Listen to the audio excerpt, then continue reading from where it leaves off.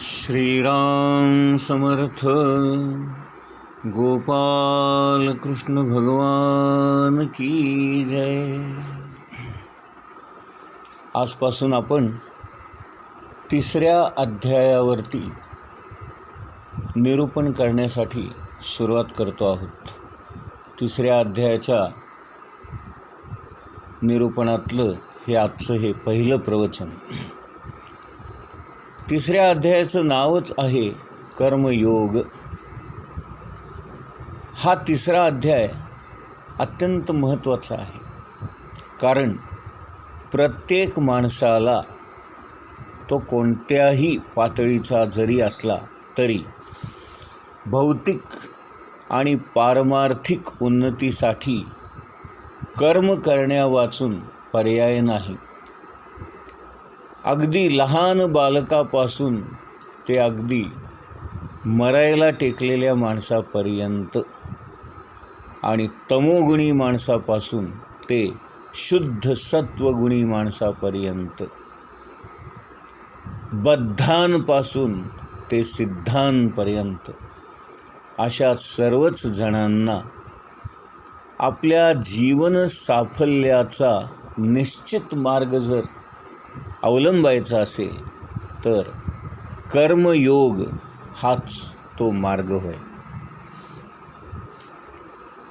अगदी स्त्रियांसाठी सुद्धा कर्मयोग हा फार महत्त्वाचा आहे. सर्वांनाच कर्मयोग अटळ आहे. समर्थ रामदास स्वामी म्हणतात, जीवा कर्मयोगे जनी जन्म झाला आणि मनात वाचिरे पूर्व संचित केले, तया सारिखे भोगणे प्राप्त झाले.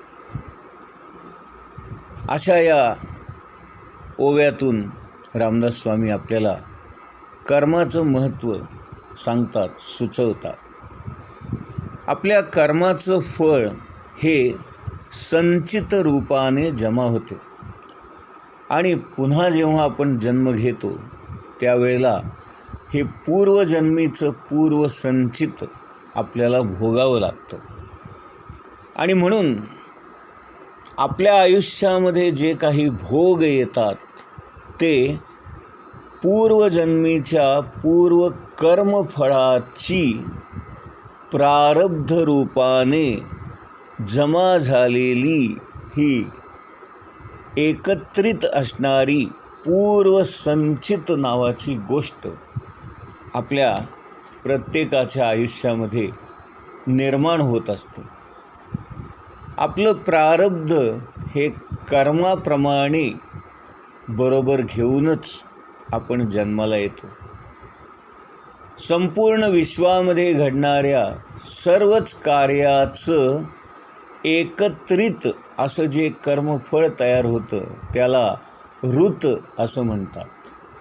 आणि म्हणून या संपूर्ण जगाचा किंवा सृष्टीचा कारभार त्या ऋताप्रमाणे चालतो. त्यालाच आपण नियती म्हणतो किंवा त्यालाच आपण प्रारब्ध म्हणतो किंवा त्यालाच आपण नशीब म्हणतो. सत्व रज तम हे 3 गुण मनुष्याला पराधीन करतात आणि कर्म करायला भाग पाडतात. एकनाथ महाराज, ज्ञानेश्वर महाराज, समर्थ रामदास स्वामी किंवा अगदी शंकराचार्य जरी असले तरी या सर्वांनी त्यांच्या त्यांच्या वाट्याला आलेली कर्मे करून फलाशारहित राहून निस्वार्थीपणे कर्म करून जगाच्या कल्याणासाठी ईश्वर हाच खरा करता आहे असं सांगून अहंकार विरहितपणे आणि देहाचे कष्ट सहन करत, अपमान सहन करत आपल्या वाट्याला आलेली कर्मे पूर्णत्वाला नेली. यालाच कर्मयोग असं म्हणावं. ज्ञानेश्वर महाराजांनी भक्ती हा 5वा पुरुषार्थ आहे हे जगाला पटवून देण्याचं कार्य केलं. भगवान श्रीकृष्ण आणि भगवान श्रीराम यांनासुद्धा आपल्या प्रारब्धाप्रमाणे कर्म करावं लागलं आणि त्या कर्माची फळं भोगावी लागली. श्रीरामाने स्वतः वैर नसतानासुद्धा झाडाच्या आड दडून वालीवर बाण मारून त्याचा प्राण घेतला आणि तोच वाली श्रीकृष्ण अवतारामध्ये पारधी बनून आला आणि त्याने झाडामागे हरिण लपलंय असं समजून श्रीकृष्णांच्या पायावर बाण मारला आणि श्रीकृष्णाचा प्राण घेतला. म्हणजे अगदी राम अवतारामध्ये रामाच्या हातून जे कर्म घडलं वालीला मारण्याचं, त्या कर्माचं फळ भोगण्याचं किंवा ते प्रारब्ध भोगण्याचं त्याला पुढच्या अवतारामध्ये म्हणजे कृष्ण अवतारामध्ये ते करावं लागलं, भोगावं लागलं. आणि एक उदाहरण म्हणून सगळ्या जगासमोर भगवंताला देखील ते ठेवावं लागलं. प्रत्येक देहधारी माणसाला भोग हे भोगावेच लागतात. प्रारब्धाने ज्याच्या ज्याच्या वाट्याला जे जे येईल ते कर्म त्यांना करावेच लागते. म्हणून श्रीकृष्ण अर्जुनाला सांगतात, अरे अर्जुना, मला कुठलीही वासना नाही, कर्तव्य नाही, तरीसुद्धा मला माझं कर्म करावंच लागतं. ते न करून कसं चालेल? कारण सृष्टीचा व्यापार थांबणार नाही का?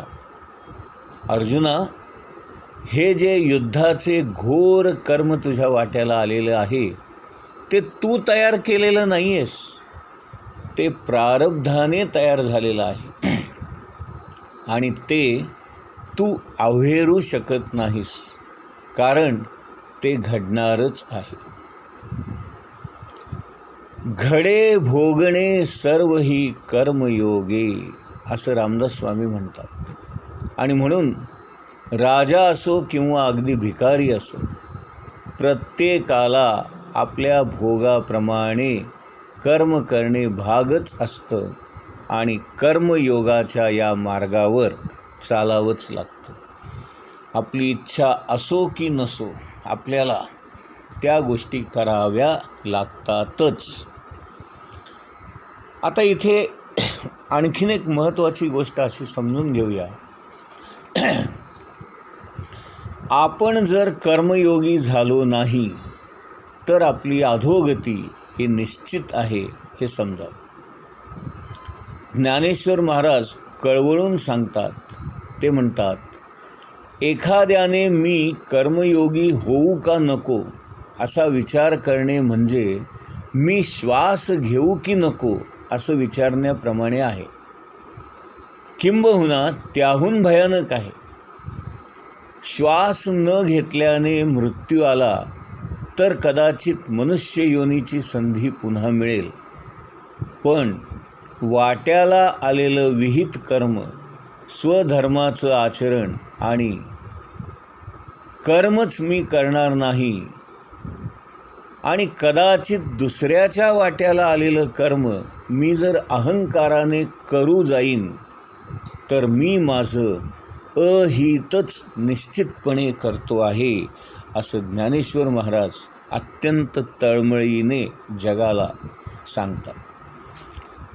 श्री समर्थ रामदास स्वामी म्हणतात, जनी हित पंडित सांडित गेले, अहंता गुणे ब्रह्म राक्षस झाले, तयाहुनी व्युत्पन्न तो कोण आहे, मना सर्व जाणीव सांडून राहे. तात्पर्य काय की कर्मयोग ही स्वहित साधण्याची अत्यंत महत्त्वाची जीवन प्रणाली आहे आणि म्हणून आपण प्रत्येकाने आपल्या वाट्याला आलेलं कर्म अत्यंत प्रामाणिकपणे, अत्यंत आनंदाने, अत्यंत मनापासून करणं आवश्यक आहे. योगामध्ये राहून केलेलं कर्म यालाच कर्मयोग असं म्हणतात. म्हणजे काय? कर्मयोग म्हणजे नेमकं काय?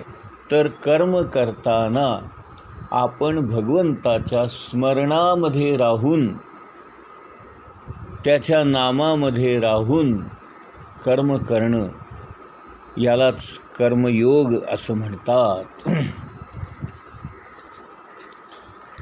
जन्माला आलेल्या प्राणीमात्रांना आपलं कर्म आणि आपल्या शरीराच्या क्रिया या कराव्याच लागतात. प्रयत्न केल्यामुळेच कार्याला सिद्धी प्राप्त होते. झोपलेल्या सिंहाच्या तोंडामध्ये आपण होऊन हरण प्रवेश करत नाही, हे लक्षात घ्या. योग वसिष्ठामध्ये रामाला वसिष्ठ मुनी सांगतात, अरे रामा, सगळ्याच गोष्टी जर दैवाने होत असतील तर तुझं स्नान, दानधर्म, बसणं उठणं हे पण दैवच करणार नाही का? दैवम एवं इह चेत कर्तुम पुंसः किम इव चेष्ट्या स्नानन दानन आसनन उच्चारणन दैवम एव करिष्यति. नाही का? एक साधं उदाहरण आपण घेऊया. समजा एक शेतकरी आहे, शेत नांगरण्याचं तो काम करतो आहे. तर काय काय घडतं हे आपण एक उदाहरण म्हणून बघूया. आता इथे कर्म कोणतं करायचं आहे? तर शेत नांगरायचं, नाही का? आणि क्रिया काय करायची आहे? तर प्रत्यक्ष नांगर शेतामध्ये चालवायचा आहे. आता या कर्माचा कर्ता कोण? नांगरणी करणारा शेतकरी, जो अहंकाराने असं समजतो की माझ्या नांगरण्यामुळे माझ्या शेतामध्ये भरपूर पीक येईल. आता या गोष्टीमध्ये कर्म काय घडतं? तर हेतू मनात ठेवून तो शेतकरी जी काही कृती करतो त्यातून त्याचं कर्म निर्माण होतं. आणि म्हणून कर्म आणि कार्य यातला फरक लक्षात घ्या.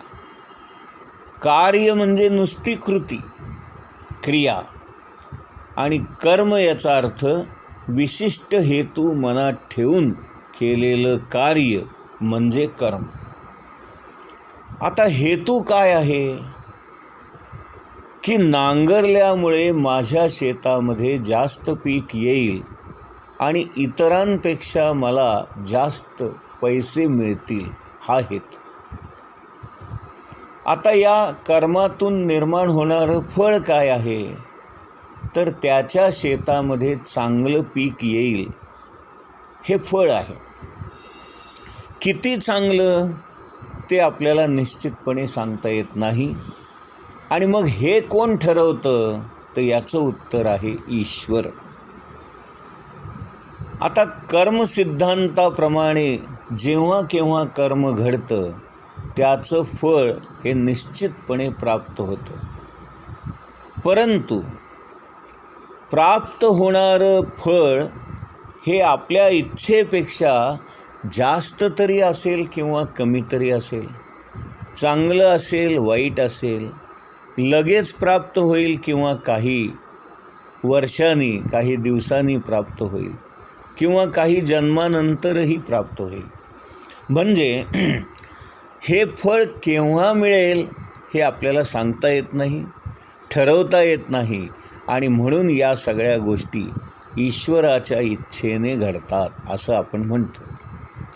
फळ हा कर्माचा शेवट नाही, कारण कर्मफलप्राप्तीनंतर बंध निर्माण होतो आणि पुन्हा त्या बंधातून नवीन गोष्टींचा श्रीगणेशा होतो.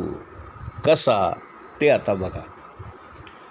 एखाद्या शेतकऱ्याने नांगरण्याचा कर्तेपणा स्वतःकडे घेतला तर त्याचा अहंकार होतो आणि अमुक इतकं पीक येईल अशी वासना ठेवल्यामुळे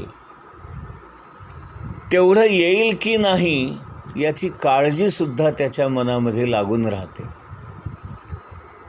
कार्य करत असताना त्याचं क्रियेकडे जर नीट लक्ष राहिलं नाही तर कार्य उत्तम प्रतीचे होत नाही. आणि म्हणून मग अपेक्षेपेक्षा कमी धान्य उगवलं की त्याचं चित्त दुश्चित्त होतं. आणि शेजाऱ्याला जर त्याच्यापेक्षा चांगलं पीक मिळालं तर त्याच्या मनामध्ये मत्सर, द्वेष आणि क्रोध हे विकार उत्पन्न होतात. या विकारांमुळेच आणि त्यांच्या क्रियाप्रतिक्रियांपासून मनावर संस्कार होतात. हवं आणि नको या वृत्तीने हे संस्कार आपल्या चित्तामध्ये रुजतात. त्यामुळं शेतकऱ्याच्या हातून हे जे काही कर्म घडतं त्याचं प्रारब्ध तयार होतं आणि ज्याला आपण पूर्वसंचित असं म्हणतो. आणि या पूर्वसंचिताप्रमाणे, त्याच्या प्रारब्धाप्रमाणे त्याला कर्माचं फळ मिळतं आणि ते फळ मिळाल्यामुळे त्याच्या मनामध्ये कर्मबंध तयार होतो आणि पुढच्या गोष्टींचा पाया रचला जातो. अशा प्रकारे शेतकरी कर्मबंधानी जन्ममरणाच्या चक्रामध्ये अडकतो, दुःख भोगत राहतो आणि या योनीतून त्या योनीमध्ये फिरत राहतो. गोपाल कृष्ण भगवान की जय.